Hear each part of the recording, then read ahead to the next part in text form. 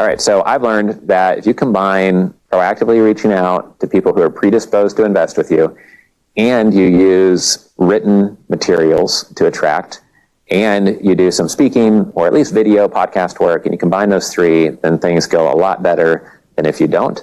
A lot of people just reach out and do the proactive selling, and then they don't have these credibility pieces to show them. They don't have an educational folder. They don't have anything we're talking about in this section. A lot of people are not natural speakers, and they're nervous to speak in public. The first time I spoke in public, I was like 24 years old, and I couldn't even eat that day. I thought I was going to throw up, and I was just on a discussion panel.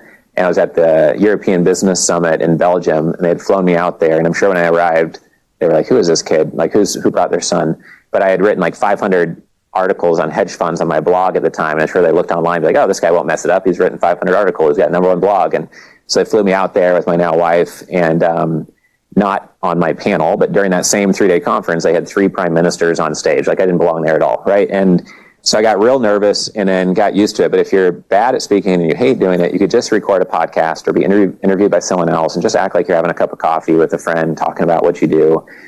If that makes you nervous and you don't like that, you can just record your own podcast episodes, delete them 5 times if you think they're horrible, and then keep the 6th one. No one will ever know.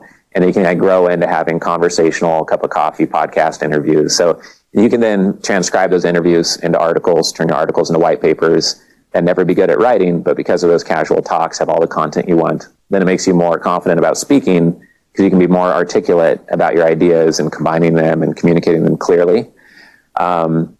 So I'm really bad at writing, and I've written 13 books, so it doesn't matter what your excuse is.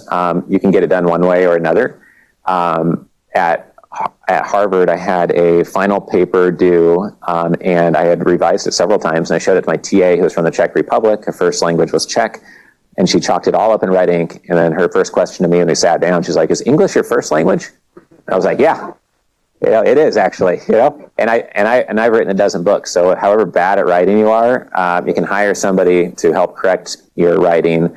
And the best way to write a book I've found is to create a PowerPoint. It's 12 slides long. Each PowerPoint, you tell a case study, a story, an insight, a mistake, and then you give that presentation 6 times with just 12 slides, and then you record it the 6th time.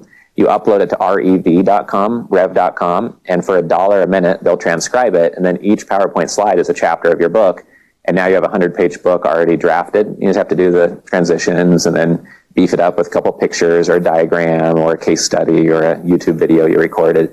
And now you've written a book just by giving a presentation 6 times. Way easier than sitting down and just like making yourself write for an hour every Friday.